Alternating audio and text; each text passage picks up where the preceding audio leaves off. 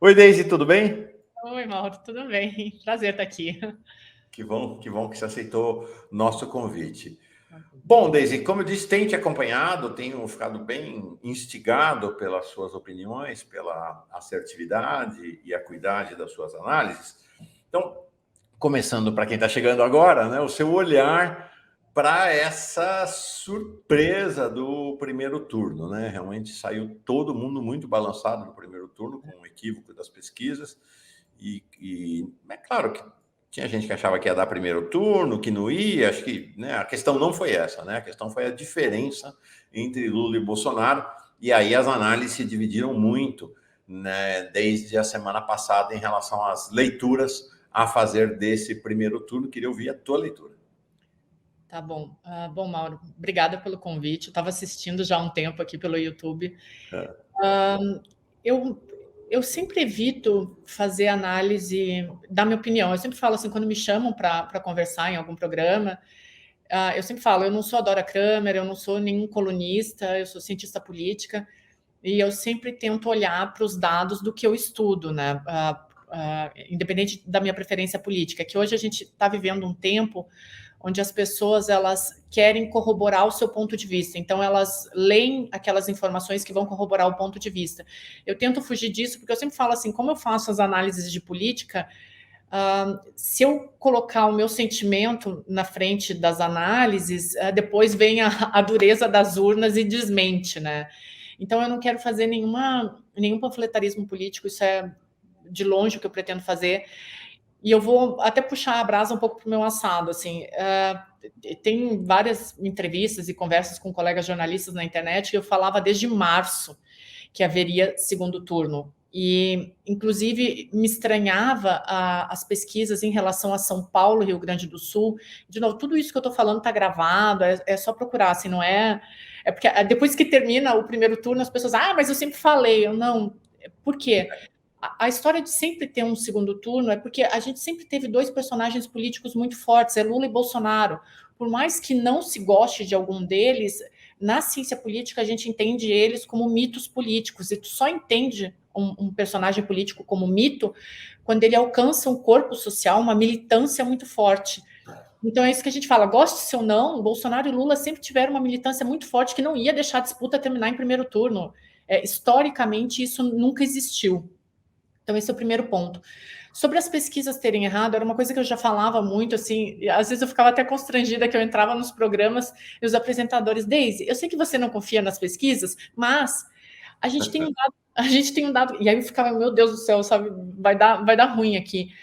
Mas, Mauro, a gente tem uns dados, levantamentos de estudos acadêmicos que demonstram que o interior de São Paulo, as médias e pequenas cidades, elas são bolsonaristas. E aí é só tu olhar um pouquinho para trás, né, Mauro? Quando que o PT governou o estado de São Paulo? Então, existe uma historicidade aí que não pode ser negada. Então, quando as pesquisas davam o Haddad 10 pontos à frente do Tarcísio, a gente, como cientista político, ficava assim, mas os números que a gente tem aqui mostram o contrário, né? Então, o que eu sempre peço para as pessoas é olhar um pouquinho para os números frios que a gente tem, né? Embora a política ela seja emoção e razão, e isso não é quantitativo, mas algumas coisas a gente consegue entender, né? Então, o Haddad, para ele vencer aqui em São Paulo, ele vai ter que quebrar uma resistência conservadora, como vocês estavam falando antes aqui, que é muito difícil, que ela é histórica. Então, tem que mudar o pensamento de São Paulo, trazer a polarização nacional para cá e fazer as pessoas, essas cidades conservadoras, principalmente, mudarem a opinião. Isso é muito difícil historicamente, né? Então, são as análises que a gente faz no primeiro momento. Assim, eu confesso que as pesquisas me surpreendiam, não por um partidarismo político, mas os números que a gente tem aqui de 20 anos de estudo são outros, né? Então, Um colega seu, Daniel Cara, que é comentarista nosso, vem toda semana aqui. Espero que você comece a vir também, se não toda semana, pelo menos cada 15 dias, vai ser uma alegria. Ele tem uma expressão que eu acho interessante sobre São Paulo. Ele falou: São Paulo tem costume de voto, tem um costume de voto em São Paulo, que é o costume de voto do PSDB, e que é evidente que é um costume de voto antipetista. Imaginar que esse costume de voto, pela simples vinda do Alckmin, se transferiria para o PT, creio que foi quem acreditou alimentou uma ilusão, né? porque, é claro, assim, a esquerda pegou o Alckmin para tentar dar uma moderada e até tentar entrar nesse eleitorado conservador, que do ponto de vista estratégico, é o que eu sempre falo, assim, há 10 anos a gente não imaginaria Lula e Alckmin juntos, né? Mas hoje, do ponto de vista estratégico, é válido, né? Pô, eu vou tentar, eu preciso vencer no Brasil. Qual é o maior colégio eleitoral? É São Paulo. Bom, eu vou pegar um conservador ou mais próximo de um conservador, porque essa é a realidade do estado de São Paulo, né? Então, do ponto de vista estratégico, isso é muito certo. Só que a direita veio com um personagem que é o que a gente chama de um bolsonarismo que sabe comer de talher, né? Que foi o Tarcísio, que foi um ministro forte, permaneceu os 4 anos, né? O que é uma coisa muito difícil nesse governo, mas permaneceu os 4 anos e é um bolsonarismo um pouco mais sofisticado, né? Então conseguiu entrar em São Paulo, permanecer com esse conservadorismo, né? Acabou vindo um contraponto muito forte, né? A gente sempre fala, em 2018, se o Lula tivesse vindo contra o Bolsonaro, talvez a história tivesse sido outra, que nem aqui em São Paulo. O Haddad é um personagem forte politicamente, mas veio o Tarcísio, que representa bem esse conservadorismo, né? Então fica difícil quebrar essa hegemonia de São Paulo, né? É isso que tu falou, esse voto permanece, é uma característica do estado de São Paulo. Uhum. Qual o seu olhar para o segundo turno, Deise?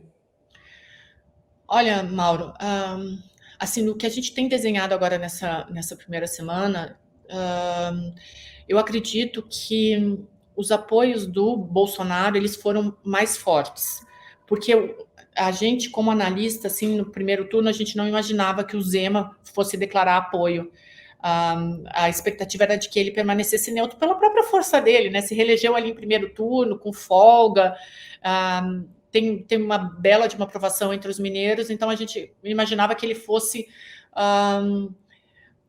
vender o voto dele depois do segundo turno para quem vencesse a eleição. Então, o Zema veio para a campanha do Bolsonaro, veio o Nicolas Ferreira, que é um representante do bolsonarismo, deputado com o maior número de votos do país, deputado federal, né? Então, isso traz uma força para o presidente Jair Bolsonaro. Olhando desse primeiro ponto de vista, dessa primeira semana, as alianças do Bolsonaro, elas são mais fortes, né? O Lula, ele conseguiu aquelas alianças que já estavam mais alinhadas a ele. Agora, a gente tem que ver como que vai entrar a Simone Tebet, porque é uma grande aliada, né? Traz o setor agro para a campanha da esquerda, traz as mulheres que já não são afeitas ao Bolsonaro, então qualquer motivo de mulher para não votar em Bolsonaro é fácil de comprar essa ideia, né? Então tem que ver como que a Tebet vai entrar nessa campanha, que a gente já sabe que deve entrar com protagonismo, né? Então tem que esperar, mas nessa primeira semana as alianças do Bolsonaro foram mais fortes. Uhum. Perfeito. Essa é uma questão interessante que você traz, sabe, Deise, que a dificuldade de até encontrar um ambiente para debater, né, no Brasil. As redes sociais hoje, elas são... Eu sempre digo, a minha avó, ela adorava assistir um programa que tinha aqui em São Paulo, na TV Bandeirantes, que era Xênia e Você, um programa feminino. E ela ficava sentada fazendo o crochê dela e debatendo com a Xênia, e brigando com a Xênia na TV, na tela da TV. E o que ela queria? Qual era o desespero dela? Ela queria ouvir a Xênia falar o que ela pensava. Acho que esse é sempre uma questão, mas acho que as redes sociais aprofundaram isso de uma maneira sem precedentes. As pessoas, o que eu vejo, inclusive na mídia de esquerda, na mídia progressista, as pessoas não ligam a TV, ou não ligam os canais para se informar. Elas ligam para ouvir confirmação aquilo que elas já pensam.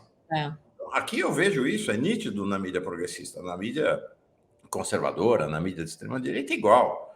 Né? Você só liga para saber para que aquelas pessoas que falam confirmam o que você pensa. E se alguém fala algo que não é o que você pensa, a pessoa é atrocidade. Então, ontem, por exemplo, e eu dei como manchete, que achei que foi um fato muito significativo, a Simone Tebet pediu moderação na campanha do Lula, né? Falou, vamos ter juízo nessa campanha e vamos reduzir o vermelho, no sentido de vamos ampliar.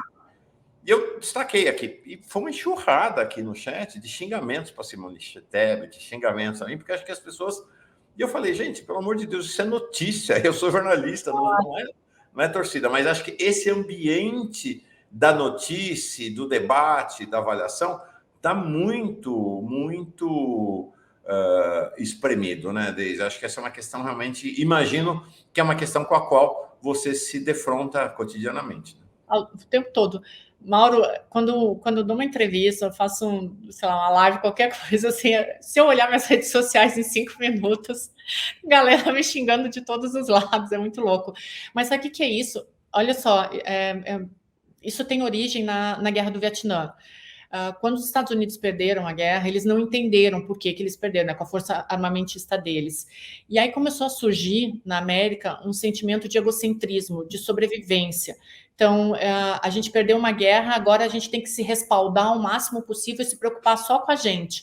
Então, isso começa a criar na sociedade americana um sentimento de sobrevivência, de egocentrismo, de raiva contra aquilo que é diferente. E isso se espalha, né? Porque a gente acaba consumindo a cultura americana. Isso acaba se espalhando. O Christopher Lasch, que é um autor, ele tem um livro que é maravilhoso, que eu aconselho todo mundo a ler, que se chama O Mínimo Eu, que é quando tu só te importa contigo. E a gente trouxe isso para o Brasil, e isso é uma característica principalmente do bolsonarismo.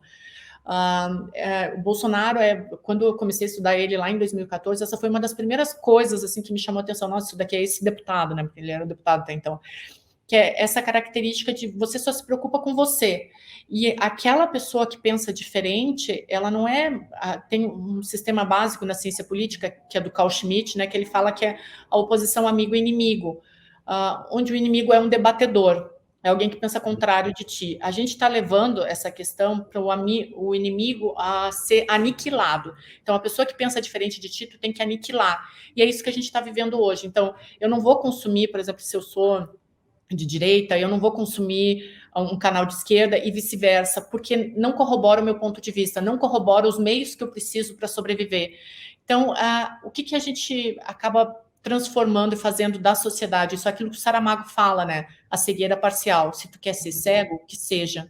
Só que depois vem a dura realidade das urnas, vem a dura realidade da política e traz a gente para um ambiente que a gente não está acostumado. E aí entra uma histeria coletiva. Né? Mas é fruto de uma sociedade que só se preocupa em sobreviver. Antes de você chegar, e aí eu vou entrar já no outro tempo, vou só ler os superchats que tem aqui, importantes, fundamentais para nós. Eu estava comentando que fiquei de folga esse fim de semana, né? Então a gente fica de folga e carrega pedra, né? Fica de folga. E passei o fim de semana assistindo live, lendo textos e tal, e fui assistir uma live da revista Oeste, extrema-direita.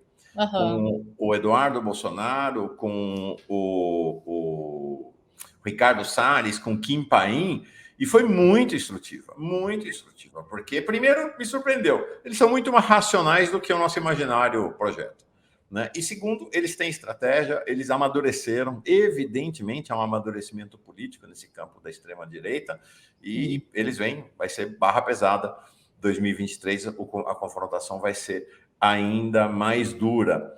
Mas, assim, eu comentei com alguns amigos que tinham assistido e as pessoas horrorizaram. Como é que você assiste um debate? Então, acho que sim, essa dinâmica, porque a gente estabeleceu uma dinâmica de ódio versus amor, como se o ódio fosse um elemento presente do lado de lá e do lado de cá fosse só amor. Não é verdade. Me parece que esse é um cenário que pegou tudo. Né, que pegou tudo. A intolerância é algo que também caracteriza a esquerda e a gente deve admitir isso. Né? A dificuldade da escuta acontece na sociedade como um todo, em todos os campos da sociedade. Né? Por isso que é difícil dialogar, né? Em qualquer campo. Né? Por isso que é difícil dialogar. A Simone Tebet acabou de chegar. Como você disse, né, o Lula considera fundamental a chegada dela e as pessoas estão xingando a Simone Tebet porque ela chegou para defender a posição que é a dela, inclusive. As pessoas queriam que ela chegasse para defender a posição de outro. Não, ela vai defender a posição dela. E tem um ponto, né, Mauro? Goste ou não, 32 milhões de pessoas se abstiveram. Eu acredito que quando a Simone fala, vamos tirar o vermelho, o que ela está querendo dizer é, vamos olhar para esses 32 milhões aqui, que é o que a gente considera um eleitor pendular, que está esperando a eleição, que está analisando. Não é suplantar a esquerda, não é tirar de lado os ideais da esquerda, é simplesmente, olha, existe um cenário aqui, existem 32 milhões de pessoas que não querem votar e a gente tem que ir atrás dele. E esse é um eleitor moderado. Foi um eleitor que não quis votar na gente, não quis votar na direita, então vamos olhar para eles. Mas tem essa cegueira que não deixa as pessoas enxergarem, né, A Simone, ela saiu gigante dessa eleição, ela é uma baita de uma aquisição para a campanha da esquerda, então é só olhar com um pouquinho mais de calma, recua, sabe? Olha para o cenário macro, não tenta pegar um pontinho, tentar resolver toda a situação só com um pedacinho, tu não vai conseguir. Então a Simone, ela está tentando fazer isso, esse olhar ponderado para 32 milhões de pessoas que podem decidir a eleição. Sim, eu concordo contigo, é a grande aquisição para a campanha do Lula, né? É a grande aquisição, muito mais do que o Ciro, muito mais do que o Ciro. Muito mais, O Ciro saiu pequeno e foi um apoio bem programático, né? A Simone saiu gigante, com voz, né, dessa eleição. É isso aí. Uniduni Motog, dizendo que temos mais o Nicolas que o Zema. Esse jovem fascista chegou e vai chegar, e vai ficar. Santos Silva, o bolsonarista aqui de Sergipe está apoiando o candidato petista para se vingar do candidato do PSD, que cassou sua candidatura via justiça eleitoral. Falamos disso mais cedo, de fato. Cenário favorável para o PT em Sergipe em função dessa aliança. Vanessa Vasconcelos, sou do Rio de Janeiro e vou dizer aos paulistas, vocês vão se arrepender de levar a milícia e a bandidagem para São Paulo, eles não saem nunca mais, seu estado será destruído. Não vai dar para debater esse tema com a Daisy hoje, mas acho que é um tema interessante sobre isso, em que medida o Tarcísio de Freitas representa uma tradução literal do bolsonarismo miliciano do Rio de Janeiro em São Paulo. Acho que esse é um tema em debate, em aberto, a gente precisaria conversar. Mas eu queria conversar contigo agora sobre a extrema-direita, sobre Jair Bolsonaro. Você investiga, você comentou já, tá? Gente, vai sair esse livro aqui da Daisy, Jair, 1991 a 2022. Por que ainda votamos nele? Quando eu convidei a Daisy, ela falou, olha, só semana passada, só semana que vem que eu estou terminando o meu livro, mas já tem capa. O que é esse teu livro? Aí fiquei muito interessado nele. Mauro, eu comecei a estudar o Bolsonaro, eu fiz mestrado, doutorado, né, eu sou acadêmica. E jornalista também, né? Eu trabalhei 10 anos em Brasília. Temos esse defeito comum. Você trabalhou onde em Brasília? Eu trabalhei no PFL. Interessante. Então. Assessora de imprensa, então, como assessora de imprensa. PFL, eu fui assessora de imprensa há muitos anos também. Legal. Então, aí eu fiquei 10 anos em Brasília e eu saí de lá porque eu tinha algumas inquietações, eu achei que a academia poderia me responder e respondeu, né? Então, eu saí de Brasília, vim para São Paulo para fazer mestrado, doutorado, e eu sempre estudei esses políticos que aparecem para a mídia. Então, a gente chama de sociedade de espetáculo, onde qualquer ato tem que ser lacração. Né? E aí, em 2014, eu estava fazendo meu doutorado e o Bolsonaro teve aquele episódio com a Maria do Rosário de não te estupro porque tu não merece. E eu lembro que eu estava no doutorado, eu pesquisava os movimentos do Congresso Nacional e eu pensei, bom, esse cara vai ser achincalhado agora. E aí chamaram ele de mito. Como assim mito? É um cara que fala que uma mulher não vai ser estuprada porque não merece. Aí eu comecei a pesquisar ele. Então, esse livro, ele esses dias começaram a me xingar, porque falaram assim, ele já está disponível na Amazon para a versão e-book. Ele foi para a gráfica hoje. E esse livro, ele é uma análise da vida pública do Bolsonaro. Então, as pessoas me xingaram assim, mas do Lula você não vai falar. Não vou falar do Lula, porque meu pós-doutorado foi sobre Bolsonaro. Então, eu pego todos os discursos, desde quando ele pisou o primeiro dia na Câmara dos Deputados, em 1991, e aí eu começo a acompanhar toda a vida pública dele, e eu faço análise de discurso. Então, assim, no livro, as minhas opiniões pessoais, elas vão aparecer muito pouco, porque a minha ideia não é essa, mas é mostrar através da ciência política, de dados, de base de dados que a gente tem, de números, como que o bolsonarismo foi crescendo e se consolidando. Então, quando eu faço a pergunta por que ainda votamos nele, é porque que a gente chamando de genocida, de fascista, com essa misoginia que ele tem, por que as pessoas ainda votam nele? Então, é mostrar que o conservadorismo no Brasil, ele ainda existe, ele é enraizado e a gente não pode ser cego para isso. A gente não pode ser cego para essa discriminação das minorias. Só que o que eu proponho no livro é fazer uma análise bem científica, tipo, responder mesmo a pergunta, por que a gente ainda vota nele? Né, diante de tudo que vem acontecendo, de todo esse caos que houve, por que a gente ainda vota nele? Quem é o Bolsonaro? E aí vem, eu acho que uma das grandes sacadas do livro, ele nunca escondeu quem ele era. Talvez na campanha ele tenha conseguido fazer as pessoas confundirem a falta de historicidade dele na Câmara dos Deputados com não sou a velha política, mas ele é a velha política. Só que ele não teve historicidade na Câmara, né? Então é uma análise bem baseada em fatos, em números. Então, por que ele falou isso? Porque esses movimentos estão aqui, aqui, aqui. Ah, por que ele fala que não te estupro porque você não merece? Porque tem setores da sociedade brasileira que representam esse pensamento, goste-se ou não. Né? Então, é uma proposta bem científica em cima de quem é o Bolsonaro. Né? E aí, não falo do Lula mesmo. Não falo, porque essa não foi a minha proposta. Foi um livro muito difícil de sair, porque quando eu comecei a pesquisar o Bolsonaro, eu tinha terminado meu doutorado e ninguém queria me aceitar no pós-doutorado. Né? Então, foi uma peregrinação. Eu ia nas universidades e falava, quero estudar esse cara. Por quê? Porque ele vai ser presidente. Não, você é fascista, você não sei o quê, sai daqui, na nossa universidade você não volta mais. Caraca! Aí um dia eu fiz o processo seletivo na Casper Libero e gabaritei as provas, porque só assim para eu entrar em algum lugar. E aí teve uma professora lá, Simoneta Pesquete, que é declaradamente de esquerda. Ela falou, não, deixa eu ver o que tu tá pesquisando aqui. E aí, 8 meses depois de que começou meu pós-doutorado, ele foi eleito presidente. Então, assim, quando eu falo isso, é para dizer que é uma análise bem dura e bem fria, sem panfletarismo político, né? Então, é isso que as pessoas vão encontrar no livro. E até depois para diagramar, por isso que eu estou fazendo até agora, Mauro, porque as pessoas não queriam nem ler o livro, nem diagramar. Cara, lê, sabe? Só lê para tu ver o que é. Mas, enfim, agora ele vai para as livrarias, aí, graças a Deus. Quando será lançado, Daisy? Na primeira semana de novembro. Tá. Então, Daisy Ciocari, né? Ciocari? É. Tá. Jair, 1991-2022, porque ainda votamos nele. É uma análise, você conseguiu reunir todos os discursos dele, é isso?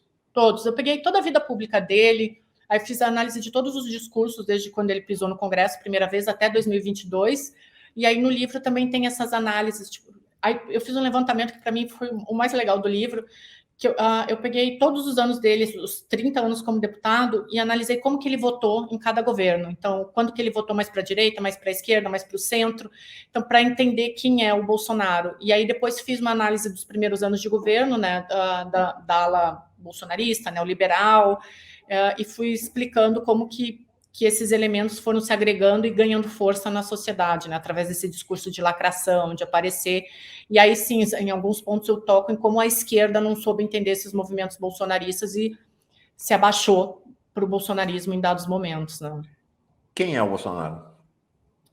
Bolsonaro é um personagem que ele só se preocupa com a sobrevivência dele. Acho que o Christopher Lasch fala isso muito bem. Ele é esse homem que a gente determina como... Esses dias eu estava... Só te dar um exemplo. Eu estava na Bandeirantes e um repórter muito querido, adoro ele, falou assim, Daisy, a gente até estranhou o Bolsonaro porque ele ficou uma semana sem falar bobagem na imprensa. Será que ele vai ficar assim? E eu soltei uma gargalhada ao vivo, porque não é o Bolsonaro. O Bolsonaro é um cara raivoso, onipotente, agressivo, e só se preocupa com a sobrevivência dele e do clã dele. É isso que ele quer. Tá? E não sou eu que estou falando, são todas as análises de todos os discursos, é isso. É a sobrevivência dele e do clã dele, dos militares e dos filhos. Podem me xingar, mas assim, 10 anos de pesquisa, essa foi a minha conclusão, que vem outros estudos para a gente debater, corroborar e, de repente, pensar diferente. Né? E o interessante é que isto se tornou um espelho, né? Isto se reproduziu. Então, hoje você tem uma gama da população brasileira, 30%, basicamente o eleitorado fiel dele, 30% do eleitorado, que só se preocupa com si própria e com o seu clã. E que se identifica com o Bolsonaro porque sente nele esse mesmo empuxo. Estou errado ou é por aí? Não, é exatamente isso, Mauro. O problema, assim, o que eu não gosto é de reducionismo histórico. Então, por exemplo, assim, eu tenho muitos amigos que são bolsonaristas extremos e esquerdistas extremos, e é muito legal porque a gente almoça todo mundo junto. Mas eu não gosto desse reducionismo de achar que todo mundo que vota na direita é genocida, fascista e defende a morte. Tem gente que vota na direita que é um pouco mais conservador, que vê na esquerda elementos que não agregam no seu dia a dia. E eu também não gosto desse pensamento de que todo mundo que é de esquerda defende corrupção ou é ladrão. Não. Existe uma grande parcela da população que é moderada e também existe uma grande parcela da população que tem uma apatia política. Então, a gente não pode generalizar, toda generalização ela é burra. Existem elementos no meio da direita e da esquerda que são de centro, que é o que a Simone Tebet já percebeu.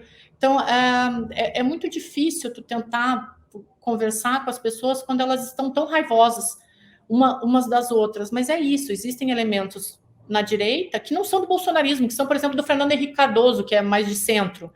Existem elementos na esquerda que são também mais de centro, e a gente tem que conviver com isso, analisar para entender a sociedade que a gente vive.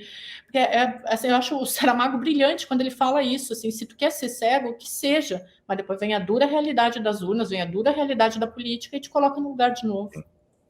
O Fábio Dalmolin diz, um abraço desde, já comprei seu livro, ele lá do Rio Grande do Sul.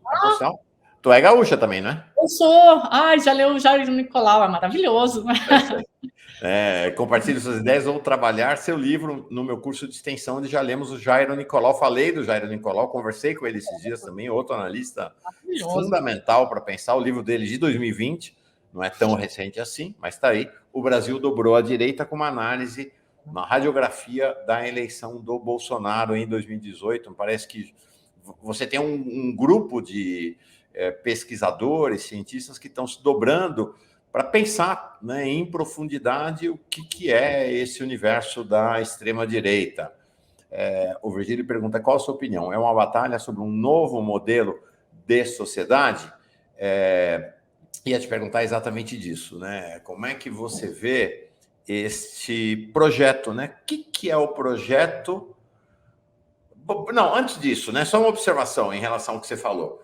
Nós ficamos achando que o Bolsonaro é apenas gente raivosa odienta da extrema-direita, mas me parece que nesses 30% tem muitas vertentes distintas. Tem gente que acredita em empreendedorismo, tem gente que tem medo realmente, que mora nas periferias e tem medo da violência, é difícil, as pessoas têm dificuldade com isso, mas há um verdadeiro arco-íris de apoiadores do bolsonarismo, né? Com diferentes vetores, diferentes motivações. Não te parece isso? Desde essa ideia de fechar o bolsonarismo como um movimento de extrema-direita, de gente que odeia, que quer a morte de todo mundo? Não é isso. Não é. Não é tudo isso, né? Claro que tem essas pessoas que são mais supremacistas, mas também tem, isso eu abordo no livro, a gente tem uma ideia aqui no Brasil, a gente tem muita desigualdade social. Então, por exemplo, existe um problema da violência. E o que o bolsonarismo fez? Ele conseguiu trazer elementos mostrando para a sociedade que, olha, você que sofre com violência no dia a dia, e aí os programas de televisão, a mídia acaba corroborando isso, a gente tem que ter medidas repressivas no Estado. Então, por exemplo, bandido bom é bandido morto, porque esse bandido ele pode roubar a tua casa, ele pode roubar a tua família, ele pode matar a tua família. Então, a tese do bandido bom, bandido morto, ela se sustenta, assim, numa parcela da sociedade que não vê outra maneira de reprimir a violência, a não ser com políticas mais agressivas. Então, é um fruto da nossa sociedade, que às vezes não consegue entrar numa linha ordenada, né? Existe a sociedade bem ordenada e a sociedade não ordenada. Nós somos uma sociedade não ordenada. Então, medidas repressivas, quando elas são mais incisivas, elas tendem a dar certo, porque a gente vive uma violência endêmica. Então, o bolsonarismo vem com isso, olha, bandido bom é bandido morto. E aí uma grande parcela da sociedade que sofre a violência compra essa ideia. Então, não é uma loucura de um cara que acendeu na mídia e disse, não, agora eu vou matar todo mundo. Existe uma demanda na sociedade que aceita esse tipo de proposta. Marta Werneck, sua colega, professora também, da Federal do Rio de Janeiro, lá de Petrópolis, aquele que vota em Bolsonaro, movido pelo antipetismo, identifica-se com o quê? Agrego a pergunta dela. Acho que a gente teve uma surpresa no primeiro turno, que é assim, o tamanho e enraizamento do antipetismo na sociedade. Né? Por quê? Porque a partir das jornadas de junho, a gente começou a ter um sentimento de corrupção com a política que ficou muito forte. as pessoas começaram a ter uma apatia política muito maior. A gente tem que lembrar que a gente vem de um processo de ditadura que, historicamente, ele é muito recente. Então, existe um medo da política. A gente teve um processo democrático. Em pouco tempo, a gente teve 2 impeachments, então isso é uma quebra da democracia. A partir das jornadas de junho de 2013, a gente teve um sentimento de corrupção que ficou muito forte. Então, as pessoas começaram a entender a política como algo sujo. E o Bolsonaro, ele conseguiu incrustar, e aí respondendo a pergunta da Marta, quando as pessoas votam no Bolsonaro com esse sentimento de antipetismo, é porque ele conseguiu incrustar nas pessoas que a esquerda, ela provoca um sentimento de caos e bagunça na sociedade e fere aquela família honesta de direita. Então, por exemplo, a corrupção da esquerda, o que a esquerda considera cultura, que é mais progressista assim do que a direita, o bolsonarismo conseguiu fazer com que as pessoas entendessem, olha, isso que a esquerda oferece é corrupção, nas palavras do bolsonarismo, né, é baixaria. Então, e isso está ferindo a nossa família de direita. E aí uma parcela da população que já estava estafada com a Lava Jato disse, não, eu não vou votar na esquerda, eu prefiro votar nesse cara que defende a moral e os bons costumes da família do que nessa esquerda que está deturpando a sociedade. Então, são sentimentos, incrustações cognitivas que vão entrando nas pessoas, além do sentimento do medo, né, que está muito forte com a religião. É um fascismo pós-moderno, mas é fascismo, e o fascismo sempre se alimentou desse sentimento de que está tudo desmoronando ao redor, onde é que eu vou me pegar? Vou me pegar nesse cara que está dizendo, não, aqui tem um caminho de segurança, de, né? Porque esses valores do passado, por exemplo, o Bolsonaro trabalha com Deus, pátria e família. São valores do passado que a gente conhece, que já estão presentes na nossa história. Agora, a esquerda vem com sentimentos progressistas. Então, vamos falar sobre aborto, vamos falar sobre casamento entre homossexuais, que são pautas que a gente nunca teve na sociedade brasileira. Então, elas trazem medo, o novo traz medo. Então, quando tu trabalha com sentimentos do passado, numa sociedade que ainda tem uma democracia em desenvolvimento, é muito mais fácil tu fornecer segurança para as pessoas. É isso que o bolsonarismo faz. Qual é o projeto de sociedade de Bolsonaro? Dá para falar sobre isso? É um projeto de sociedade de eliminar quem pense diferente dele e de permanecer no poder com os filhos dele, né? O Bolsonaro se preocupa com ele, com os filhos dele. Então, tira a esquerda de cena e deixa a gente aqui, não traz mais a esquerda. Uma eliminação de quem é o opositor, né? Aquilo que eu falei no início da nossa conversa, o inimigo não é visto como um debatedor, ele é um personagem a ser aniquilado, né? O projeto do Bolsonaro é esse, tira essa direita, tira essa esquerda daí, não conversamos mais com ele e nós permanecemos no poder. Interessante. Teve aqui, eu trouxe semanas atrás para conversar com a gente, uma jornalista, a Consuelo Diegues, grande jornalista, que lançou esse livro, O Ovo da Serpente, e ela relata, você leu, né? Impressionante o livro, ela relata exatamente isso. Lá atrás, nos cursos do Brasil Paralelo, se eu não estou enganado, não, acho que nem era do Brasil Paralelo, o Eduardo Bolsonaro falando exatamente, disse que até o professor se espantou, um professor de extrema-direita, que falou que depois caiu fora, que ele falou o seguinte, que ele estava falando exatamente sobre essa teoria da eliminação do inimigo, e o Eduardo Bolsonaro falou, a gente tem um monte de arma em casa, estamos prontos para combater a esquerda, né? Então, essa ideia da eliminação física do inimigo que está presente nessa concepção bolsonarista de mundo, né? Mauro, o princípio fundamental da democracia, princípio fundamental é dissenso, é tu discordar do outro, mas é através do dissenso que tu forma o consenso. A sociedade democrática, ela vive normalmente em conflito, né? O próprio Thomas Hobbes, ele fala isso, que a gente nasce mal e a sociedade vai ordenando a gente, né? Aí tem um contraponto lá que é o Rousseau, eu adoro essa história, aí o Rousseau fala, não, a gente nasce bom, mas o Rousseau deu 5 filhos dele para adoção, né? Então, mas esse ordenamento da sociedade, ele é necessário, o dissenso, ele é necessário. Imagina que a gente ia conseguir formar alguma coisa se todo mundo pensasse igual. Agora, o que preocupa é quando essa violência simbólica, que já nem devia existir, mas ela passa para o plano físico. E aí é o que a gente tem visto nos últimos anos. É agressão às minorias, agressão às mulheres, é o sinalzinho da arma que acaba institucionalizando a violência. Aí a gente tem um problema na sociedade. Porque a Vera Magalhães, com todos os poréns, eu gosto muito da Vera, admiro muito ela, discordo em muitos pontos dela, mas a Vera falou uma vez numa live, uma coisa que eu fiquei, assim, que ela disse assim, o problema do bolsonarismo é que ele institucionalizou coisas que até então a gente tinha vergonha de falar. Então, eu acho que o ponto é esse, sabe? A gente está achando normal coisas que não são normais. E se não tiver um breque, uma hora a gente vai cruzar uma linha que a gente não vai conseguir voltar. Duas questões ainda para ti. Bom, Virgílio Sercon, vocês são demais. Obrigado. Obrigado a você pela presença aqui com a gente. Primeiro Deise Chiocari, nomeada conselheira da campanha do Lula. Qual é o caminho que você vislumbra para a vitória de Lula no segundo turno? Na verdade, eu falei duas, mas vão ser 3 questões. Mauro, eu pegaria Minas Gerais, ia com tudo para cima de Minas Gerais. Até eu sempre olho para a história. Às vezes a história pode vir mudar tudo, né? Mas assim, quem vence em Minas vence no Brasil, né? Então eu sou muito apegada a essas coisas assim. E eu entraria com força em Minas e São Paulo.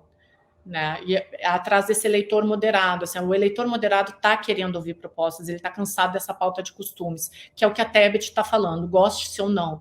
De novo, gente, 32 milhões de pessoas não quiseram votar, tem que ir atrás dessa galera. É isso. Segunda pergunta.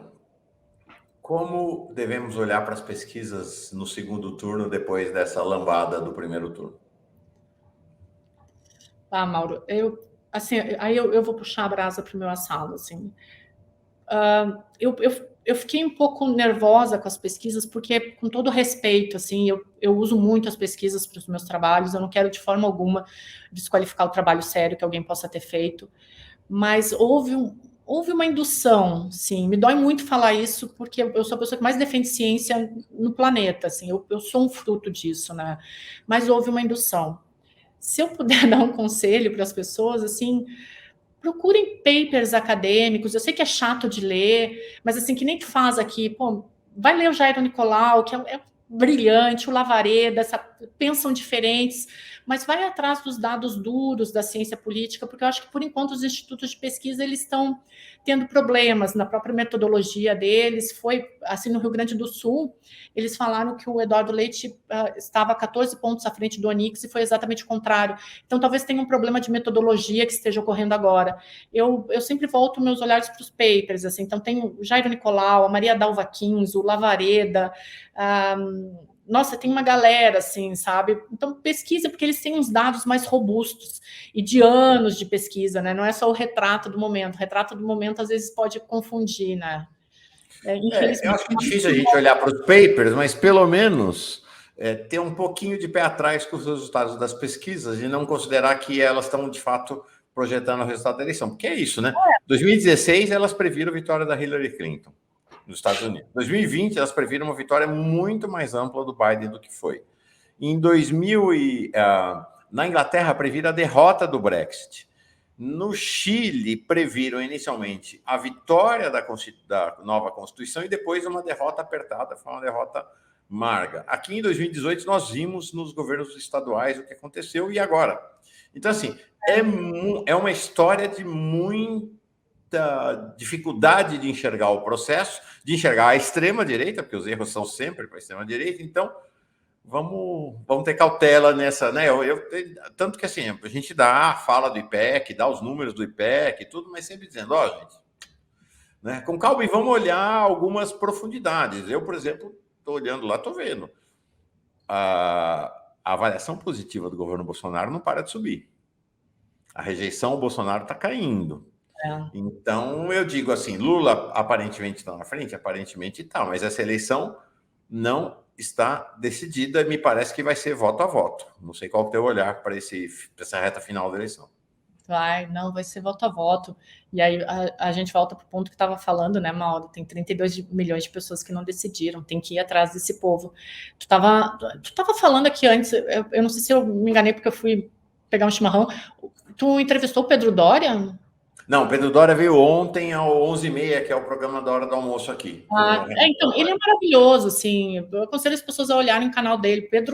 O Pedro, às vezes ele tem uma tendencinha para A, para B, assim, mas o Pedro faz análises históricas, assim, que são incríveis. Ele explicando o funcionamento das urnas, assim, para mim foi a maior aula que a gente teve no primeiro turno das eleições, né? Então, olha para os contrários, sabe? Às vezes tem alguma coisa ali que te faz enxergar a realidade e pesquisa, né? Não precisa ficar só com os dados dos institutos. Eu ia terminar exatamente com isso, com essa questão do Pedro Doria de ontem, que me chamou bastante atenção. O Fábio Dalmoni, Mauro, passa meu contato para ela, para convidar para o meu curso o Brasil no Mundo de 2020, extensão da Federal do Rio Grande do Sul. Passo sim. Ai, na FURG. Adoro FURG. Da terrinha.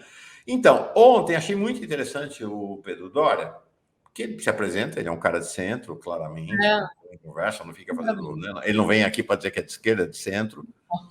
E achei realmente uma análise muito, né, muito cuidadosa dele, muito aprofundada sobre, por exemplo, o fascismo no Brasil, e ele vai mostrar como isso está tudo lá, né? É olhar o Plínio Salgado e ver que o Bolsonaro é uma construção histórica a partir de lá. Mas aí, e essa é a questão que eu queria te trazer, ele apresentou, uma coisa que me chamou a atenção, ele apresentou como remédio contra o Bolsonaro o liberalismo. Eu falei, uai, mas o Bolsonaro é o enterro sem glória do liberalismo, né? A extrema-direita é o enterro do liberalismo em escala global, e a rigor, eu digo, até do neoliberalismo, né? Nós estamos falando já de uma etapa nesse século XXI, do pós-neoliberalismo, né? Nas economias. Então, eu fico assim, né? Diante desse projeto de sociedade e de economia, né? Dessa coisa de desregulamentação total e tudo, fica me parecendo que um discurso dos liberais, mesmo da social-democracia, tem um componente de saudosismo de um tempo que não vai voltar mais, né? De um tempo que não vai voltar mais, e que acho que isso coloca interrogações brutais em relação ao desenho da sociedade, né? Eu acho que não tem volta, porque o que o Pedro Doria está dizendo é o seguinte, gente, vamos voltar ao tempo do tucanato, vamos voltar ao tempo da social-democracia ilustrada. Não tem, acabou. Então, parece que assim, os liberais e mesmo a esquerda estão com dificuldade de entregar uma resposta para a sociedade a este projeto claro da extrema-direita de destruição dos vínculos, destruição dos laços, de uma economia totalmente desregulamentada, né? Mas é exatamente isso que tu falou. Não, eu acho que ninguém está se encontrando nesse plano. Assim, é preciso que... Eu não sei se tu já conversou com a Camila Rocha, que escreveu Menos Marx, Mais Mises. Ela é maravilhosa. Essa guria olha, Mauro, e ela faz assim, um estudo sobre a direita, que para mim foi o melhor estudo que eu li em 15 anos. Assim. Tenta falar com ela, trazer ela aqui, porque ela vai dar um show. Mas ela fala justamente... Falei dela ontem. Nossa, essa guria é maravilhosa, assim, eu sou a maior fã dela, então eu falo para ela, nossa, não tem... E ela faz uma análise desse pensamento liberalista que não volta, e justamente dessa perda de vínculos. Então, eu acho que a Camila é muito melhor do que eu para falar sobre isso, eu tenho certeza que ela vai adorar falar aqui. Mas a gente precisa... É porque a gente fica falando de 2022 como se a gente tivesse em 2010, não é mais o mesmo cenário, né? Então precisa ser revisto um novo... Só que nessa campanha a gente não está conseguindo falar de proposta, né? A gente está falando só de pauta de costumes, então eu não acredito que nos próximos 4 anos vai haver alguma mudança significativa, não. Sim. Essa é uma questão que você traz, sabe? Nós estamos indo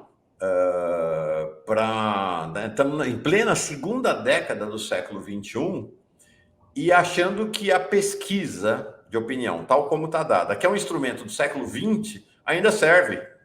Exatamente. Né? Acho que essa é uma questão que você tem nos alertado, e outro, Jairo Nicolau tem nos alertado, cuidado, para a segunda década do século XXI, precisa de um instrumento desse século e não do século passado. Né? Exato, não tem, é exatamente isso. Tá. Legal, gosto muito dos seus alertas, da sua análise, até porque é isso mesmo, né? Como você falou, você não é uma pessoa desse campo da esquerda tradicional, então, né, acho que você vem e traz olhares distintos e que me interrogam, nos questionam. Se você topar, Vou renovar o convite muitas vezes para você vir aqui. Ah, imagina, Mauro, eu adorei. E eu adoro. Tu falou assim: não, a gente vai começar cedo. Pode me chamar 6 horas da manhã, só não me chamar 8 da noite. Eu adorei, muito obrigada. Eu estava assistindo o programa antes, assim, fiquei muito feliz pelo convite. Obrigada mesmo. Tá, obrigado. E o lançamento do livro, claro, nós vamos falar mais sobre o livro aí. Tá, então, gente, já está em fase de pré-lançamento? Já dá para comprar, fazer aquela pré-reserva? No e-book só. O e-book já está disponível, o físico ainda não. Mas eu já está disponível, inclusive? Maravilha. Então tá aqui. Desde Socari e Jair, 1991-2022, porque ainda votamos nele. Qual é a editora? Sem editora. Sou eu. Legal. Valeu. Valeu, Deise. Obrigado, viu? Até a próxima. Até a próxima. Bom dia.